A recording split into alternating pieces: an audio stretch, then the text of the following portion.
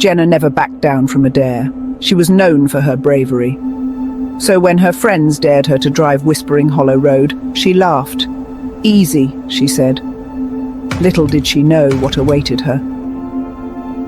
Night fell. Jenna started her engine. She rolled down the windows. The air was already cold for October.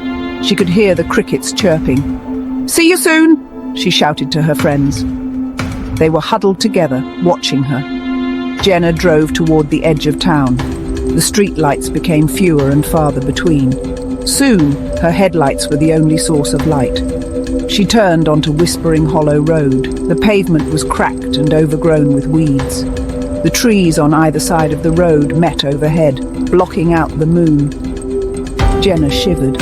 She wished she had brought a jacket. The dare suddenly felt foolish.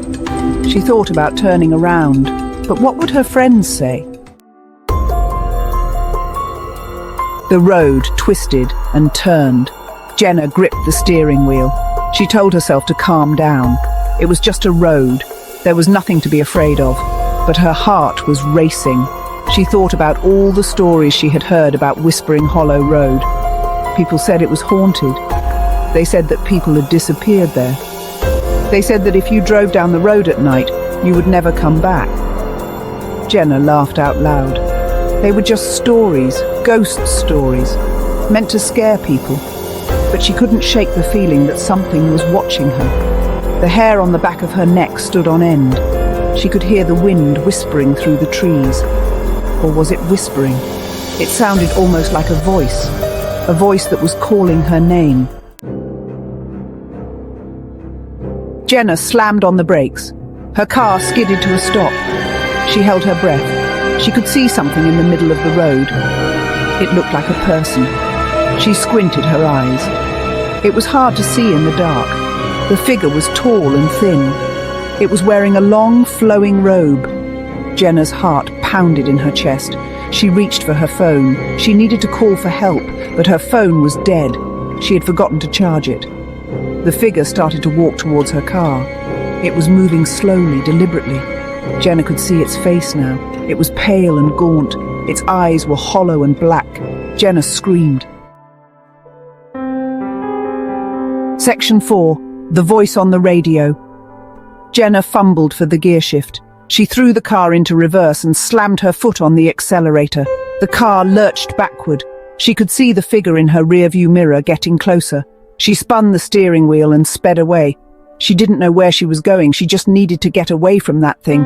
She turned on the radio, hoping to hear a human voice, but all that came out was static. She fiddled with the dial, still static. Then she heard a voice. It was faint and distorted, but it was definitely a voice. It was a man's voice, and it was singing. Jenna listened more closely. She recognized the song. It was her favorite song, the one that she and her boyfriend always listened to. But her boyfriend was miles away. How could he be singing on the radio? Section 5. Lost.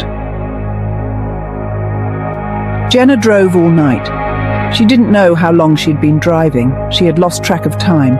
She was exhausted, but she was too scared to stop. The sun started to rise. Jenna could see the first light of dawn breaking through the trees. She was relieved. Maybe now she would be safe. She pulled over to the side of the road and got out of the car. She needed to stretch her legs. She had been driving for hours. She looked around. She didn't recognize where she was. She had never seen this part of the woods before. She took a deep breath of fresh air. The air smelled different here. It smelled clean and sweet. She got back in the car and started to drive again. She needed to find her way back to town. She needed to get help. But the road ahead was unfamiliar. She had no idea where she was going. She was lost. Section 6. Alone. Jenna drove for what felt like hours. The sun was high in the sky now. She was starting to get hungry and thirsty, but she didn't want to stop the car. She was afraid of what might be out there. She rounded a bend in the road and saw something up ahead. It looked like a house. She pulled over to the side of the road and got out of the car. She walked up to the house and knocked on the door. She waited for a moment, but there was no answer. She knocked again, louder this time. Still no answer.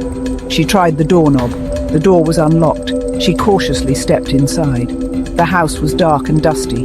It looked like no one had been there for years. Jenna called out, "Hello? Is anyone here?" Only silence answered her. Jenna wasn't sure if that was better or worse than hearing a voice. She wasn't sure she was alone.